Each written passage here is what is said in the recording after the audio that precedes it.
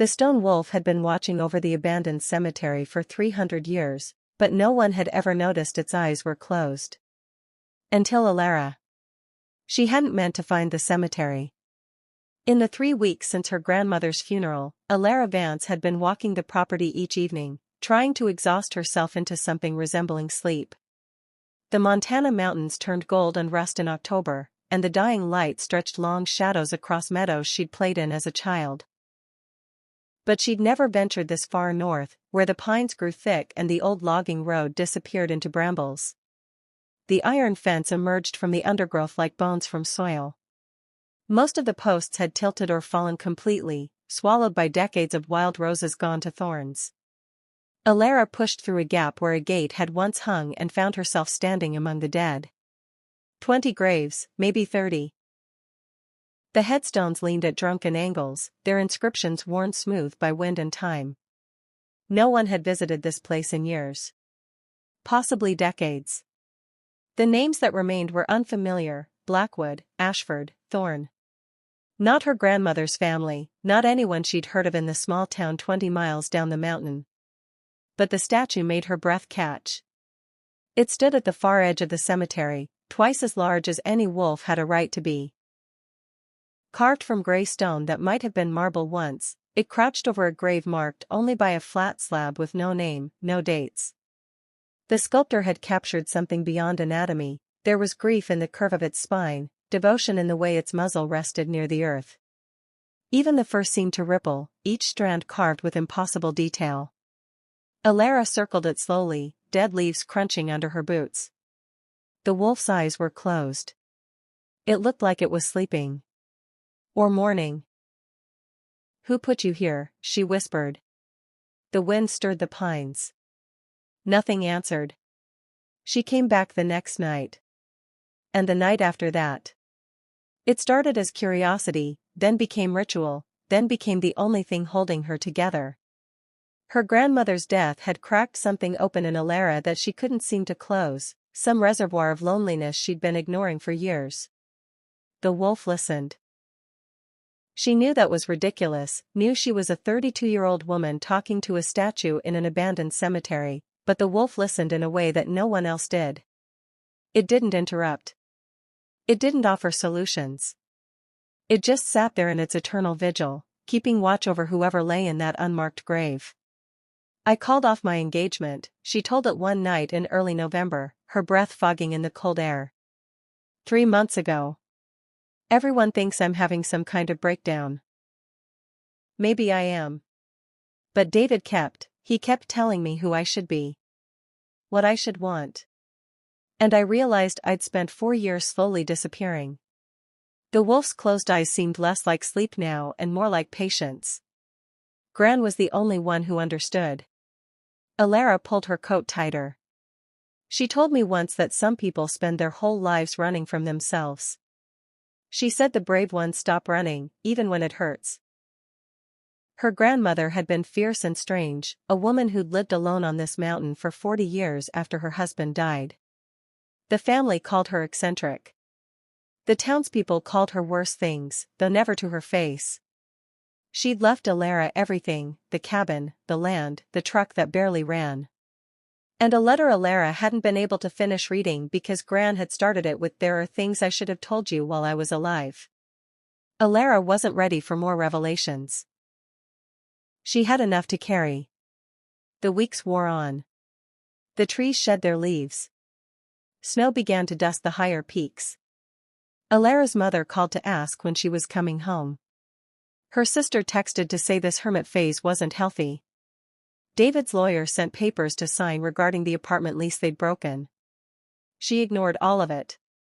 Instead, she walked to the cemetery each evening as the sun set, and she talked to the wolf about things she'd never said out loud. About her father leaving when she was 9. About the years she'd spent trying to be perfect so her mother wouldn't leave too.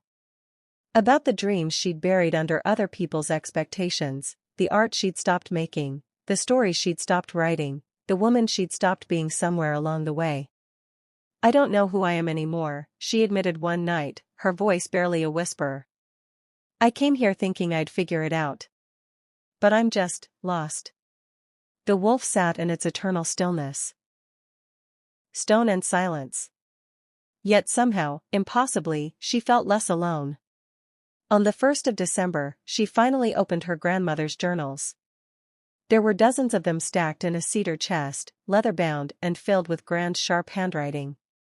Alara had avoided them, telling herself she wasn't ready. But the nights were growing longer, and the cabin's silence had started to feel heavy rather than peaceful. The early journals were ordinary. Garden plans, weather observations, the mundane details of life alone on a mountain. But as Alara worked backward through the years, the entries changed. The old families know what he was, her grandmother had written in 1987. They remember the stories. But memory fades, and soon there will be no one left to keep watch. Keep watch over what? Alara thought. She flipped further back. 1979, found the cemetery again today. The statue hasn't changed. I don't know if that's reassuring or terrifying. 1965, Mother told me the truth before she died. I wish she hadn't. Some knowledge is a burden too heavy to bear. And then, in cramped writing that looked like it had been set down in haste, 1962, do not speak to it. Do not tell it your secrets. It listens. It waits. It remembers. Alara's hands were trembling. She kept reading, searching for explanation, but her grandmother's warnings were fragments. Scattered references to the guardian, to the binding, to something that had happened 3 centuries ago that no one fully understood anymore. The last entry about the statue, dated just 6 months before her death, simply said, "I've kept the secret my whole life. But secrets have weight. I pray Alara is stronger than I was." That night, despite everything, Alara walked to the cemetery. She told herself she needed to see it again, in light of what she'd learned. Needed to prove to herself that it was just a statue, just stone, just some eccentric art piece left by people long dead. The moon was full, casting silver light across the snow that had fallen that afternoon. The cemetery looked different in winter, cleaner, somehow, the bones of the place laid bare. The headstones threw long shadows. The wolf waited. Alara stopped 10 feet away, her heart pounding. Don't be ridiculous, she told herself. It's a statue. It's been a statue for 300 years. But Grant's warnings echoed in her mind. It listens. It waits. It remembers. She thought about all the things she'd told it. All her secrets. All her grief. All the broken pieces of herself she'd laid at its feet night after night. "What are you?" she whispered. The wind picked up, swirling snow around her boots. An owl called somewhere in the pines. And then Alara noticed something that stopped her heart. The wolf's eyes. Those stone eyes she had studied dozens of times, traced with her gaze, memorized in their peaceful closure, were open. Wide open. And they were looking directly at her. Wanting to see what would happen next, subscribe to this channel too. Get to listen to more of our upcoming exciting stories. Click on the subscribe button now. Thank you. Chapter 2. Alara couldn't move. Her boots had frozen to the snow-covered ground, or maybe it was her legs that had stopped working, or maybe her brain had simply decided that running wasn't an option when faced with the impossible. The wolf's eyes, amber, burning, impossibly alive, held hers across the moonlit cemetery. Stone can't move, she told herself. Stone doesn't have eyes that glow. But the glow was spreading.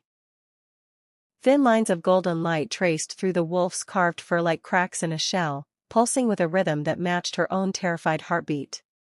The light grew brighter, and a sound filled the air, a grinding, groaning noise that vibrated through the frozen earth and into Alara's bones. The statue was breaking apart. She stumbled backward, caught her heel on a fallen headstone, and went down hard in the snow. Pain shot through her hip, but she barely noticed. She couldn't look away. The cracks widened. Pieces of stone began to fall, first small chips, then larger chunks that thudded into the snow. The wolf's form shifted, stretched, and through the fracturing surface, something else emerged. Something that was definitely not a wolf. A hand burst free, fingers clawing at the air. Then an arm, corded with muscle and marked with pale scars that caught the moonlight. A shoulder. A chest. A man. He fell forward as the last of the stone crumbled away, landing on his hands and knees in the snow. He was naked, his skin pale as marble, his dark hair matted and wild. For a long moment he stayed there, breathing in great ragged gasps, steam rising from his body into the frozen air. Alara should have run. Every survival instinct she possessed was screaming at her to get up, to flee, to put as much distance as possible between herself and this impossible creature. But she couldn't move. She could only watch as he raised his head and looked at her. His eyes were still amber. Still burning.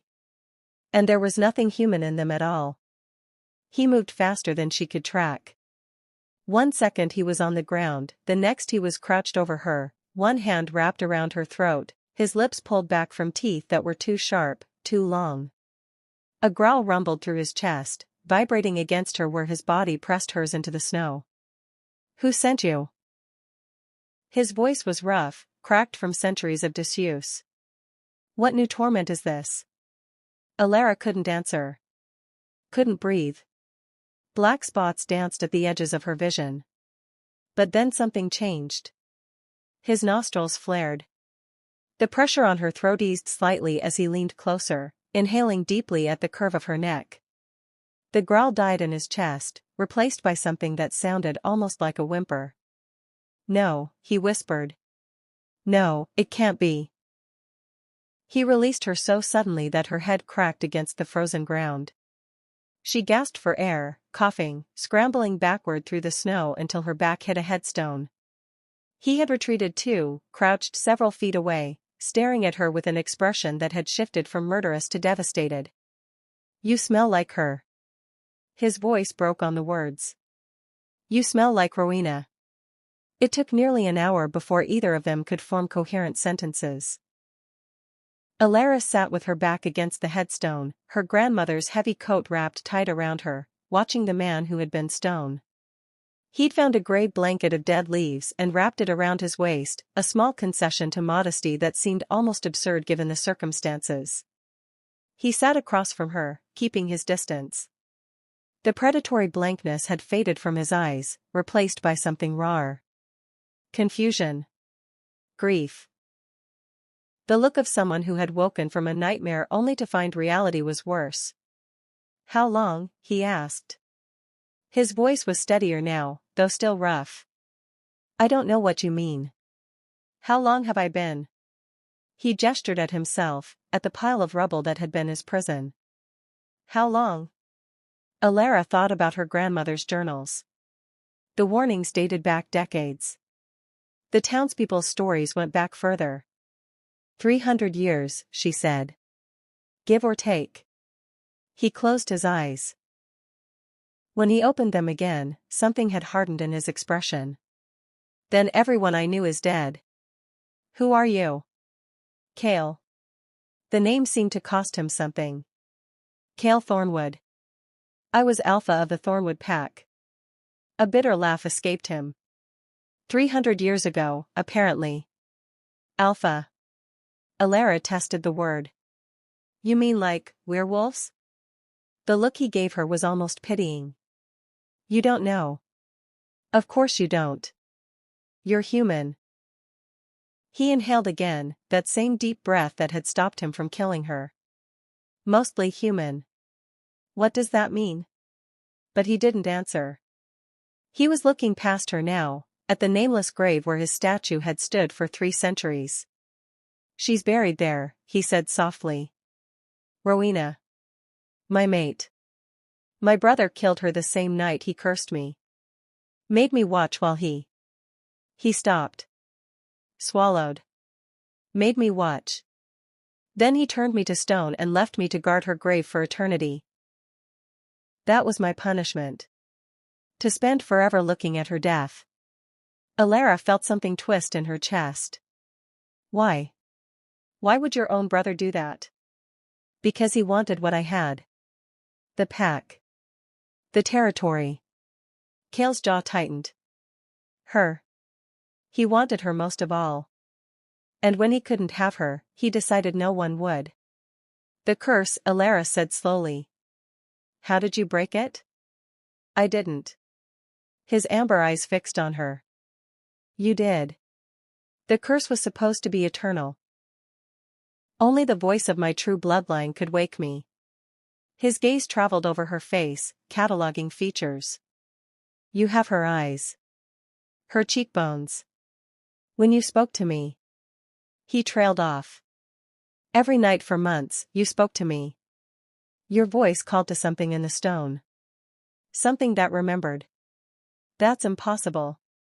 I'm not anyone's bloodline. I'm just Elara. Just a broken woman who talks to statues. I'm no one. You're wrong. He said it with absolute certainty.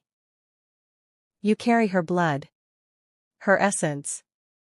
It's in your scent, your voice, the very rhythm of your heart. I would know it anywhere. His expression cracked for a moment, showing the grief beneath. Even after 300 years. They moved to the cabin. Elara couldn't justify leaving him in the cemetery, naked and disoriented, no matter how terrifying his awakening had been. She found him clothes that had belonged to her grandfather, stored in cedar chests, decades old but still serviceable. The flannel shirt stretched tight across shoulders that were broader than her grandfather's had been, and the jeans barely buttoned, but it was better than nothing. Cale moved through the cabin like a ghost, touching things with careful fingers. The wood stove fascinated him. The electric lights made him flinch. When Elara turned on the faucet and hot water came out, he stared at it for a full minute before she gently guided him to a chair at the kitchen table. A lot has changed, she said. Everything has changed. He was still staring at his hands. I can feel the pack bonds. There's nothing there. Everyone is gone. Elara didn't know what to say to that. She made coffee instead, because it was something to do with her hands, and because the normalcy of the ritual helped calm the screaming inside her own head. She set a mug in front of him. He sniffed it suspiciously, took a sip, and grimaced. You'll get used to it, she said. I've been stoned for 3 centuries. I suspect I'll have to get used to many things. They sat in silence for a while. Outside, the wind picked up, rattling the cabin's old windows. Inside, the wood stove crackled and popped. I need to understand, Elara finally said. You keep saying I'm descended from your mate. But that doesn't make sense. If she died the night you were cursed. She did die. I watched her die. The words came out flat, stripped of emotion in the way that only profound pain could accomplish. Damon tore out her throat. She bled out in my arms while I was already turning to stone. Her last breath. I felt it against my skin as the curse took hold. Then how can I be her descendant? Cale shook his head. I don't know. Unless. He stopped. Something flickered across his face, hope, maybe, or the fear of hope. There were rumors, before. Stories of wolves who could survive wounds that should have been fatal. Old magic. Blood magic. But I never. Elara thought about her grandmother's journals. About the photographs in the cedar chest she hadn't finished going through. About the secrets Gran had kept her whole life. Wait here, she said. The chest was in the bedroom, shoved against the wall beneath a window that overlooked the mountains. Elara had only skimmed its contents before, old letters, pressed flowers, photographs with faded edges. But now she dug deeper, searching for something she'd noticed and dismissed weeks ago. She found it near the bottom. A photograph, black and white, edges curling with age. Her grandmother as a young woman, maybe 19 or 20, standing beside a woman Elara had never seen before. Except she had seen her. Every day. In the mirror. The woman in the photograph could have been Elara's twin. The same dark hair, the same high cheekbones, the same slight asymmetry to the eyes that had always made Alara feel off balance when she looked at herself. The resemblance was so exact that for a moment Alara thought someone had played a trick on her, had somehow inserted her own image into an old photograph. Then she turned it over and read the inscription on the back, Rowena Thornwood, 1923. The debt is paid. The secret is kept. May God forgive us all. Her hands were shaking as she walked back to the kitchen. Cale was standing by the window, staring out at the dark. He turned when she entered, and she held up the photograph. I found this in my grandmother's things. Her voice didn't sound like her own. That woman, she looks exactly like me. The inscription says her name is Rowena Thornwood. And it's dated 1923. Cale crossed the room in 3 strides and took the photograph from her hands. She watched the color drain from his face. Watched his fingers tremble as they traced the image of the woman he'd loved and lost. She survived, he breathed. Somehow, she survived. She lived for. He did the math, and his voice cracked. She lived for hundreds of years after I thought she was dead. That's impossible. Everything about tonight is impossible. He looked at her, and his amber eyes were bright with unshed tears. But here you are. Her blood. Her descendant. The voice that woke me. Alara's mind was reeling. Her grandmother's secrets. The property left specifically to her. The warnings that had come too late. It all clicked into place with a horrible precision. Gran knew, she said. She knew about all of this. About Rowena, about you, about. A howl cut through the night. It wasn't like any sound Alara had heard before, not from coyotes, not from the wolves that occasionally roamed the higher peaks. This was deeper, wilder, threaded with something that made her skin crawl. The windows rattled. The coffee cups on the table vibrated. Cale had gone rigid. The tears were gone from his eyes, replaced by something far more dangerous. He's still alive, he whispered. My brother is still alive. Wanting to see what would happen next, subscribe to this channel too. Get to listen to more of our upcoming exciting stories. Click on the subscribe button now. Thank you. Chapter 3. The howl faded into silence, but the echo of it seemed to hang in the air like smoke. Cale hadn't moved from where he stood. His body was coiled tight, every muscle locked in that predatory stillness Alara was beginning to recognize. But there was something different in his expression now. Something that looked almost like fear. Your brother, she said. He's been alive this whole time? Wolves live long lives. Alphas longer still. Cale's voice was distant, his attention focused on something beyond the cabin walls. But 3 centuries, that's not natural longevity. That's something else. Something dark. What does he want? Cale finally turned to look at her, and the rawness in his amber eyes made her breath catch. The same thing he's always wanted. Power. Control. Everything that was mine. His gaze dropped to the photograph still clutched in her hand. Everyone who was mine. Alara set the photograph on the table, face down. She couldn't look at it anymore. Couldn't look at her own face staring back from a century ago. What do we do? We need to leave. Tonight. He'll send hunters. Leave? Alara laughed, but there was no humor in it. I just inherited this property 3 weeks ago.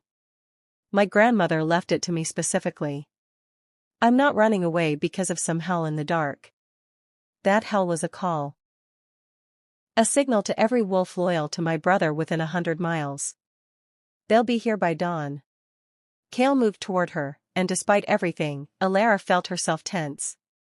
He stopped immediately, reading her reaction. I know you don't trust me. I know this is impossible. All of it. But you need to understand what Damon is capable of. What he's willing to do. Then tell me. Tell me everything. So he did. They talked until the first gray light of dawn crept over the mountains. Kale told her about the pack as it had been 300 years ago, a family of wolves who'd lived in harmony with the land, who'd protected the human settlements nearby without ever revealing what they were. He'd been a young alpha then, barely 30, still learning how to lead. His brother Damon had been his closest advisor, his confidant, his best friend. I never saw it, Kale said, staring into his cold coffee. The jealousy. The resentment. He hid it so well. Or maybe I just didn't want to see. What changed? Rowena. Her name seemed to catch in his throat. She came to us from another pack. A diplomatic marriage, arranged by our parents before they died. I expected to resent her. Instead, He shook his head. She was everything. Fierce and kind and so damn stubborn. She challenged me at every turn. Made me better. Made me want to be better. And Damon wanted her. Damon was obsessed with her. He asked me to release her from the bond, to let him court her instead. When she refused, something in him broke. Kale's hands tightened around the mug. He spent years planning his revenge. Found a witch who could craft a curse strong enough to trap an alpha.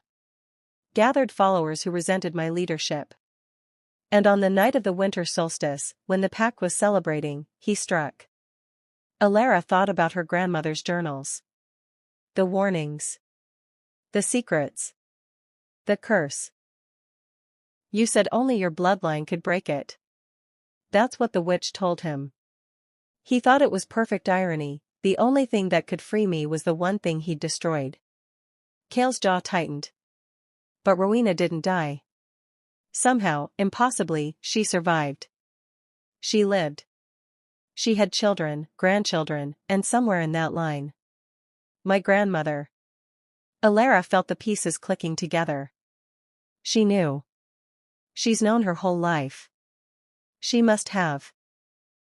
The property, the journals, leaving it all to you, she was preparing you. Preparing for the day I'd wake. But why me? There must be other descendants. Other people in the bloodline. Kale was quiet for a long moment. The curse wasn't just about blood. It was about something deeper. A connection that transcends lineage. His amber eyes met hers. When you spoke to me in the cemetery, it wasn't just your voice I heard. It was your soul. And your soul. He stopped himself. Looked away. We should focus on surviving the next few days. Alara wanted to push, wanted to understand what he wasn't saying. But exhaustion was pulling at her, and the impossibility of everything was starting to feel like a physical weight. I need sleep, she said. A few hours, at least. Then we can figure out what to do. Kale nodded. I'll keep watch. She wanted to argue, but the truth was she felt safer with him standing guard. Safer than she had any right to feel with a man who'd nearly killed her hours ago. As she walked toward the bedroom, his voice stopped her. Alara. She turned. His expression was unreadable. Thank you. For waking me. Whatever comes next, I won't forget what you did. She didn't know what to say to that, so she simply nodded and closed the door behind her. Marcus Thornwood arrived in town 3 days later. He drove a black Range Rover with California plates and wore the kind of casual expensive clothes that screamed money without trying too hard. He was handsome in a polished way, dark hair, green eyes, a smile that crinkled the corners of his eyes and made him look approachable, trustworthy. Alara met him at the only diner in town, where she'd gone to escape the cabin and the tension that had been building between her and Kale. Mind if I sit? He gestured to the empty seat across from her booth. This place seems to be the only option for coffee within 50 miles. She should have said no. Should have trusted the instinct that prickled at the back of her neck. But she was tired of fear, tired of looking over her shoulder, tired of the intensity that radiated off Kale every time she was in the same room with him. Sure, she said. It's not great coffee, though. I've had worse. He slid into the booth and extended his hand. Marcus. Marcus Webb. I'm looking at properties in the area for a development company. Alara Vance. His handshake was warm, firm, normal. God, she'd missed normal. Development? Up here? Ecotourism, mostly. Luxury cabins for people who want to experience nature without actually experiencing nature. His smile was self-deprecating. I know how it sounds. But there's a market for it, and this area is stunning. They talked for an hour. Marcus asked about the town, about the land, about her. He listened when she spoke, asked thoughtful follow-up questions, laughed at her jokes. He was charming without being pushy, interested without being aggressive. It was nice. Simple. Everything that Cale wasn't. I heard you inherited some property recently, Marcus said as they finished their second cups of mediocre coffee. The old Vance place up on the ridge? The prickling at Alara's neck returned. How did you hear that? Small town. People talk. His smile didn't waver. I'm not trying to be pushy, but if you're ever interested in selling, the company I work for would make a very competitive offer. That land has been on our radar for years. It's not for sale. Fair enough.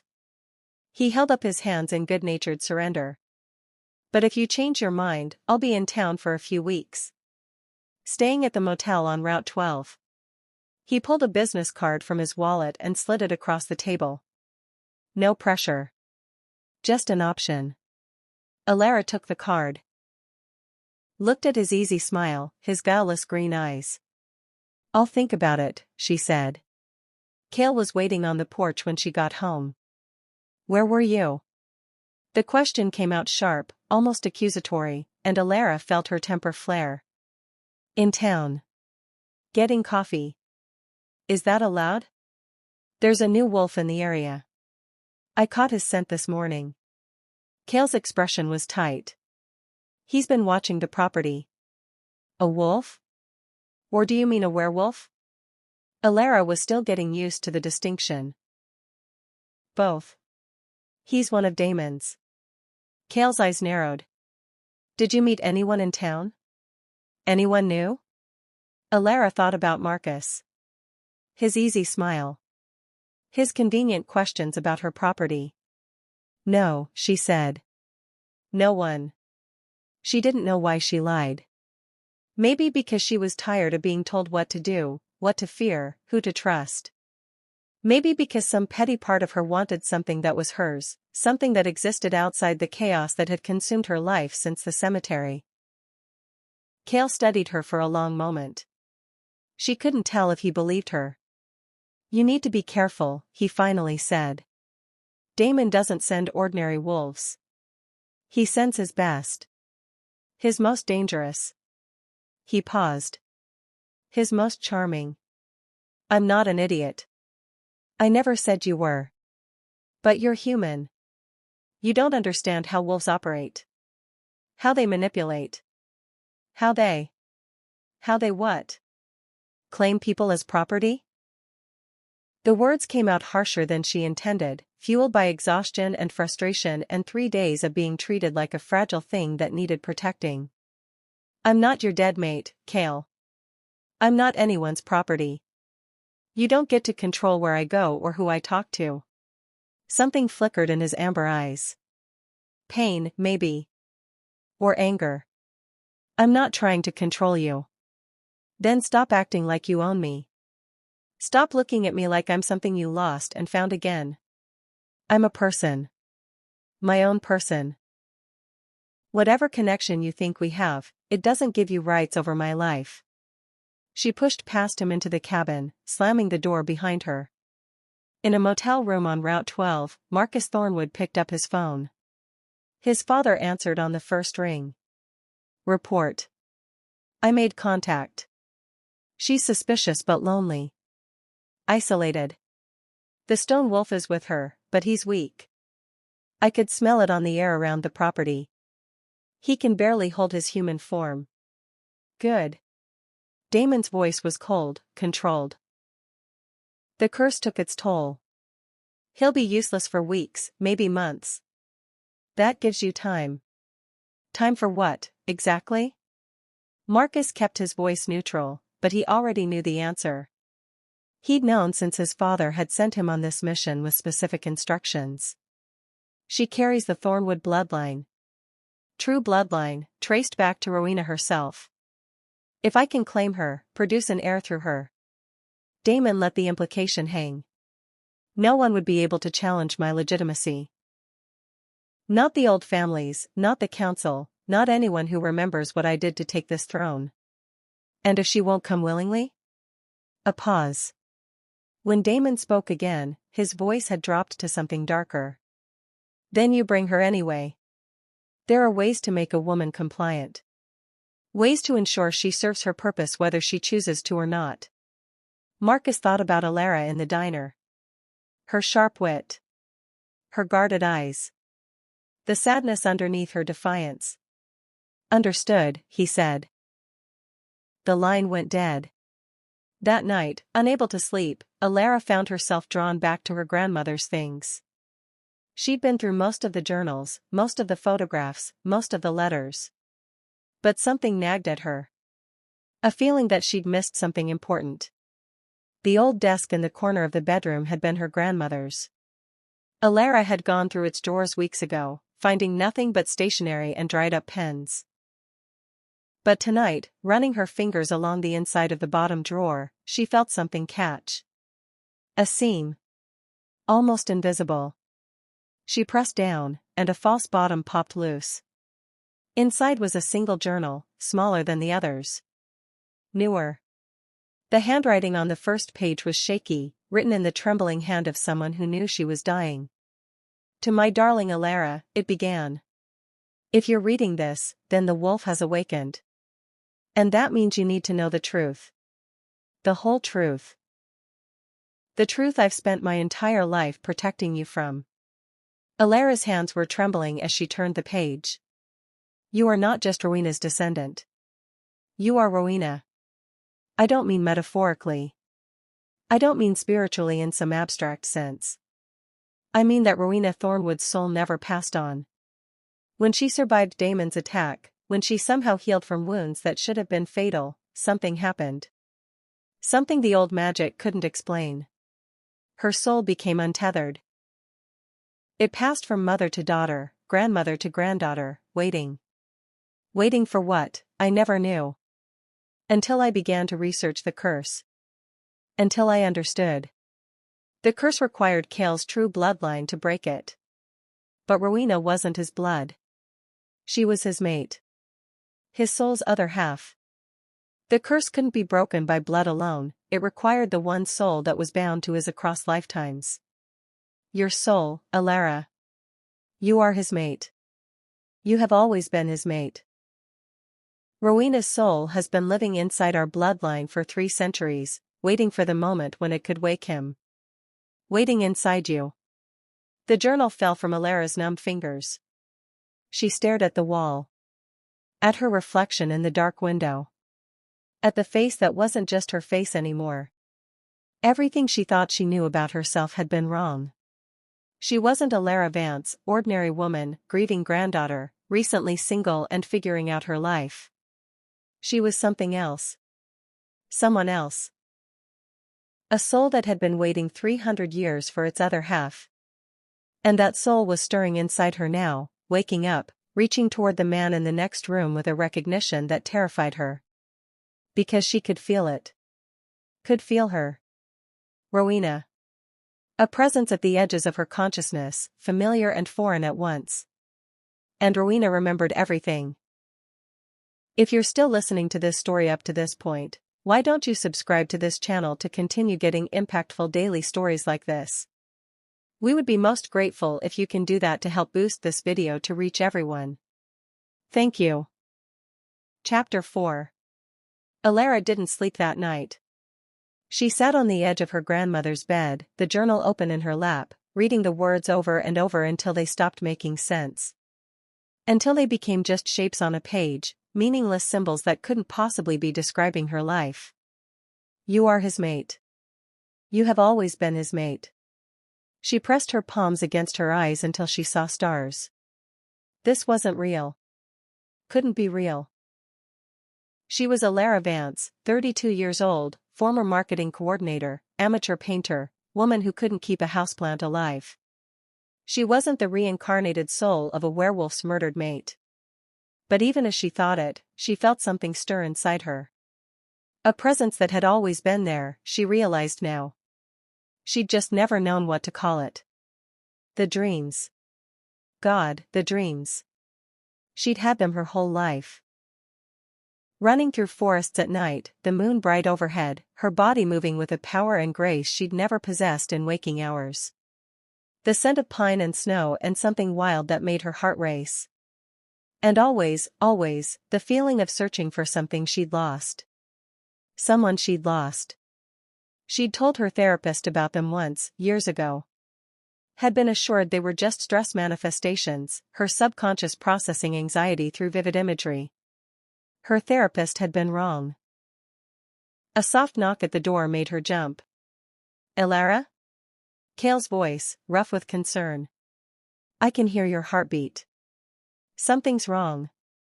She laughed, but it came out broken. Something's been wrong my entire life, apparently. I just didn't know it. A pause. Can I come in? She should have said no. Should have taken time to process, to figure out what this revelation meant for her, for them, for everything. But she was tired of being alone with her thoughts. Tired of carrying secrets that were too heavy for one person. Yeah, she said. Come in. Cale opened the door slowly, as if approaching a wounded animal. He was still wearing her grandfather's clothes, still moving with that careful restraint that told her how much effort it took to contain his wolf. His eyes found the journal in her lap immediately. You found something. My grandmother left me one last secret. Alara held out the journal. You should read it. She watched his face as he read. Watched the confusion give way to understanding, then shock, then something that looked almost like hope.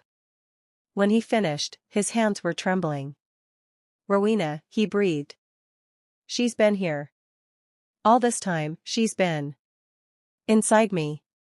Alara's voice was flat. Apparently I'm just a vessel for your dead mate's soul. Everything I've felt, everything I've been drawn to, it's not even mine. It's hers. No. Cale set the journal aside and knelt in front of her, his amber eyes intense. That's not what this means. Isn't it? The feelings I have for you, the pull I can't explain, the way my heart races every time you're in the room, that's Rowena. That's her love for you, bleeding through into me. Alara, listen to me. He reached for her hands, then stopped himself, respecting her space even now. Rowena's soul may live within you, but you are not her. You are yourself. Your own person, with your own heart, your own mind, your own choices. How can you know that? Because I knew her. His voice cracked. I loved her for 10 years. I knew every part of her, her laugh, her temper, her stubbornness, her kindness. And you. He shook his head. You are like her in some ways. But you are also entirely different. The way you speak, the way you challenge me, the way you faced an impossible situation with courage instead of crumbling, that's not Rowena. That's you. Alara felt tears burning in her eyes. I don't know who I am anymore. Then find out. Cale finally took her hands, his touch warm and careful. Whatever you feel for me, whatever connection exists between us, let it be yours. Not hers. Not fate's. Yours. If you choose me as Alara. And if you don't. He swallowed hard. If you don't, I will respect that. I will protect you regardless. I will never claim you against your will. She looked at him. This impossible man who had been stoned for 3 centuries, who had lost everything, who had every reason to demand that fate's promise be fulfilled. And instead, he was offering her a choice. For the first time since finding the journal, she felt something that wasn't fear or confusion. She felt possibility. The town gathering was a monthly tradition, a potluck at the community center where the scattered residents of the mountain came together to share food and gossip. Alara had avoided the first two since arriving, too consumed by grief and then by impossible revelations to face small talk with strangers. But she needed normal. Needed to remember that a world existed outside curses and centuries-old blood feuds and souls that refused to die. Cale hadn't wanted her to go. It's too exposed, he'd argued. Too many places for an ambush. I'm going to lose my mind if I stay in this cabin one more day. She'd grabbed her coat, her grandmother's old casserole dish in her hands. I'll be careful. I'll be back before dark. He'd let her go, though his expression said he was fighting every instinct to stop her. She'd felt guilty leaving him behind, but she'd also felt a fierce satisfaction. She was making her own choices. Living her own life. Even if that life now included dormant wolf souls and ancient enemies. Marcus was at the gathering. She spotted him across the room, talking with Mrs. Patterson, the elderly woman who ran the post office. He looked up as if sensing her gaze, and his smile was warm, welcoming. Normal. He looked so wonderfully normal. Alara. He made his way toward her, 2 cups of punch in his hands. I was hoping you'd be here. Peace offering for being pushy about the property? She should have walked away. Should have remembered Cale's warnings about charming wolves and manipulation. But she was tired of being afraid. 1 drink, she said, taking the cup. And then you can tell me more about this ecotourism thing. I'm curious about the logistics. The punch was sweet, fruity, with an undertone she couldn't quite identify. She sipped it while Marcus talked about investment strategies and sustainable building practices, letting his voice wash over her like white noise. Something was wrong. The realization came slowly, filtering through a growing fog in her mind. Her limbs felt heavy. Her vision was starting to blur at the edges. She looked down at the cup in her hand, then up at Marcus's face. His smile hadn't changed. But his eyes had. The warmth was gone, replaced by something cold and calculating. What did you? Her tongue felt thick. The room was tilting. Just a little something to help you relax. Marcus caught her arm as she swayed, his grip too tight to be supportive. Don't worry. It won't hurt. Much. He was guiding her toward the back exit. People were watching, but no one intervened. Later, she would realize he'd probably compelled them somehow, used whatever powers wolves had to make them see nothing unusual. The cold air hit her face as he pushed through the door into the parking lot. A black SUV was waiting, engine running, 2 men standing beside it with the same predatory stillness she'd learned to recognize. Put her in the back, Marcus ordered. My father wants her delivered tonight. Alara tried to fight. Tried to scream. But her body wouldn't cooperate, her muscles loose and unresponsive. No, she thought desperately. Not like this. I won't be taken like this. And something inside her answered. It started as heat, a burning in her chest that spread outward through her veins. The fog in her mind cleared, replaced by a clarity so sharp it was almost painful. She could smell everything suddenly. The exhaust from the SUV. The pine trees surrounding the parking lot. The fierce sweat on Marcus's skin. He's afraid, she realized. He's afraid of what I might become. Good. The shift came without warning. One moment she was human, drugged and helpless. The next, her hands were on fire, her fingers lengthening, nails thickening into claws that gleamed black in the moonlight. She heard Marcus curse, felt his grip loosen in shock. She twisted out of his hold and raked her claws across his chest. He screamed. Blood sprayed hot across her face, and some primal part of her reveled in it. Her eyes burned, and she knew without seeing that they were glowing, gold, like Cale's, like the wolf that was waking inside her after 3 centuries of sleep. What the hell? One of the enforcers lunged at her. She moved without thinking, faster than she'd ever moved in her life, and her claws found his throat. Rowena, she thought distantly.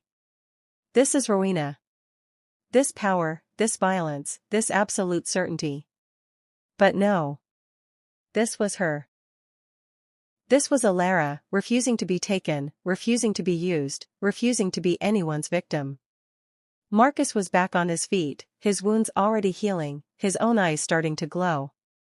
You shouldn't be able to do that, he snarled. You're human.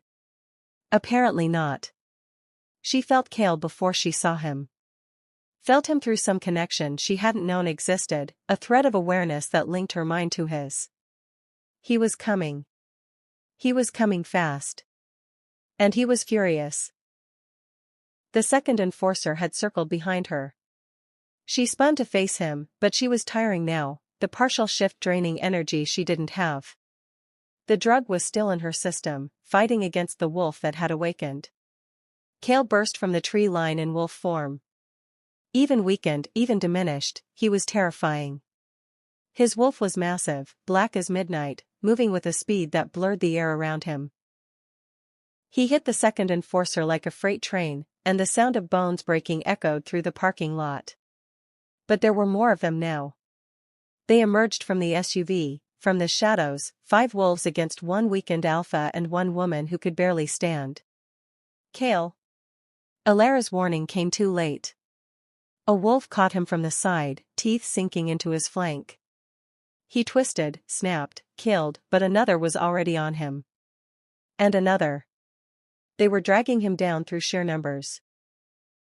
She ran toward him without thinking. Her claws found fur and flesh, her teeth, when had she grown teeth, tore into anything that came close. But there were too many. She couldn't reach him. Cale shifted back to human form, too injured to maintain the wolf. He was covered in blood, some his own, some theirs. One of the wolves had his arm pinned. Another was going for his throat. Stop. Marcus's voice cut through the chaos. Stop. My father wants him alive. The wolves froze. Cale lay in the snow, breathing in wet, painful gasps, his amber eyes finding Alara across the blood-soaked ground. Marcus was limping toward her, healing but still bleeding from her claws. He stopped a few feet away, studying her with something like admiration. Well, he said. You're full of surprises. Let him go. Can't do that. Marcus crouched beside Cale, grabbed a fistful of his hair, forced his head up. My father has been waiting 300 years for this reunion. Brothers should be together, don't you think? Your father sent you to capture me. My father sent me to confirm what you are. The capture was just a bonus. Marcus laughed, and there was genuine amusement in it. You really have no idea, do you? How long he's been planning this? How carefully he's arranged every piece. Alara felt something cold settle in her stomach. What do you mean? Your grandmother. Marcus's smile turned cruel. Sweet old lady. Lived alone on this mountain for 40 years, keeping her secrets, protecting her bloodline. Did you really think she died of natural causes? The cold spread. What are you saying? My father had her killed the moment he suspected what bloodline she carried. Marcus released Cale's hair, let his head drop to the snow. He's been waiting for you your whole life, little wolf. Waiting for the soul of Rowena Thornwood to manifest in someone young enough, strong enough, to give him the air he needs. No. No, that couldn't be true. Gran had been healthy. Strong. The doctors had said it was her heart, a sudden failure, nothing anyone could have predicted. But Alara remembered now. Remembered the strange symptoms in the weeks before. The fatigue. The confusion. The way Gran had pressed her journals into Alara's hands with desperate intensity, insisting she take them, keep them safe. She knew, Alara realized. She knew she was dying. She knew it wasn't natural. You killed her. Her voice didn't sound like her own. Your father murdered my grandmother. He removed an obstacle. Marcus shrugged. The old woman would never have let you anywhere near this place while she was alive. She had to go. Something broke inside Alara. Something that had been holding her together through all of this, the grief, the revelations, the impossible transformations. It shattered, and what emerged from the wreckage wasn't fear. It was rage. She heard the wolves growling, felt them backing away. Saw Marcus's expression shift from smugness to uncertainty to something that looked almost like fear. Good, Rowena's voice whispered in her mind. Let them fear you. Let them understand what they've awakened. But it wasn't Rowena who moved. It was Alara. Alara who crossed the distance between them faster than thought. Alara who caught Marcus by the throat and lifted him off his feet like he weighed nothing. Tell your father, she said, and her voice resonated with a power she didn't understand, that I'm coming for him. She threw him. He hit the SUV hard enough to dent the metal, slid to the ground, didn't get up. The other wolves fled. Alara stood in the silence they left behind, breathing hard, her body trembling with the aftermath of adrenaline and rage. The partial shift was fading, her claws retracting, her eyes dimming from gold back to their normal brown. Then she heard Cale's breathing change. She was at his side in an instant, falling to her knees in the bloody snow. He was hurt badly. She could see it now that the chaos had cleared. Deep wounds on his chest and side, blood pooling beneath him, his skin going pale. Cale. She pressed her hands against the worst of the wounds, trying to stop the bleeding. Cale, stay with me. His eyes fluttered open. The amber was fading, going dull. Alara. Don't talk. Save your strength. I'll get help, I'll. No time. His hand found hers, his grip weak. The wounds, they're not healing. The curse took too much. I'm too weak. She felt it then. Felt him slipping away through the bond she hadn't even known existed until tonight. Like a thread unraveling, fraying, about to snap. No. She gripped his hand harder. No, you don't get to die. Not after everything. Not after I just found you. You found yourself tonight. He smiled, blood on his teeth. That's what matters. That's what Rowena would have wanted. His eyes were closing. He's dying, Rowena's voice said, and there was grief in it, grief and acceptance. Let him go. But Alara wasn't Rowena. She didn't accept fate. She fought it. How do I save him? She demanded, not knowing who she was asking. The presence inside her, maybe. The instincts that had awakened with her partial shift. The wolf that was still dormant but stirring. There has to be a way. The mate bond, the connection, there has to be something. The mark, Rowena whispered. I never marked him. The bond was never completed. If you mark him now, if you claim him. What happens? I don't know. No one has ever completed a bond this way. It could save him. It could kill you both. Alara looked at Cale's face. At the man who had waited 3 centuries for his mate. Who had offered her a choice when he could have demanded fate's promise. Who had nearly died protecting her. She thought about her grandmother, murdered by a monster who wanted to use Alara's bloodline. She thought about the wolf inside her, waiting to be born. She thought about the woman she was choosing to become. Then she bent down and bit him. Her teeth sank into the junction of his neck and shoulder, right where instinct told her the mark should go. Blood flooded her mouth, hot and coppery, and she felt something surge through the bond between them, something ancient and overwhelming and completely beyond her control. Power. It slammed into her like a tidal wave, forcing her head back, forcing her eyes open. She saw gold. Nothing but gold, filling her vision, filling her mind, filling every cell of her body with fire. She heard Cale gasp. Heard his heart, which had been stuttering, suddenly pound strong and steady. Felt the wounds beneath her hands begin to close, tissue knitting, skin healing. The bond snapped into place like a lock engaging. She felt him in her mind, in her soul, in the very marrow of her bones. And he felt her. All of her, Alara and Rowena, the woman she was and the soul she carried, merged and separate and somehow both. Mine, she thought. Yours, he answered. The power peaked, crested, began to recede. Alara slumped forward, catching herself on trembling arms. Beneath her, Kale's eyes snapped open. They weren't amber anymore. They were pure, molten gold, the eyes of an alpha in full power, undiminished, unchained. 3 centuries of dormant strength rushed back into him in a flood she could feel through their completed bond. He sat up in a single fluid motion, his wounds completely healed, his body radiating a presence that made the air feel thick. His gaze swept the empty parking lot, the dead wolves, the dented SUV where Marcus had been thrown. Then he looked at her.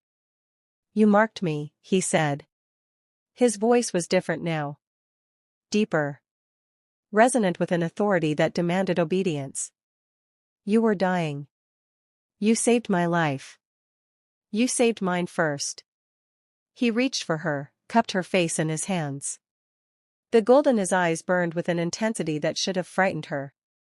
Instead, it made her feel complete. My brother will pay for what he's done, Kale said. For Rowena. For your grandmother. For 300 years of tyranny. We'll make him pay, Alara corrected. Together. The Alpha King smiled, and it was not a kind expression. It was the smile of a predator who had finally found his prey. Together, he agreed. It's time for my brother to remember what it means to fear.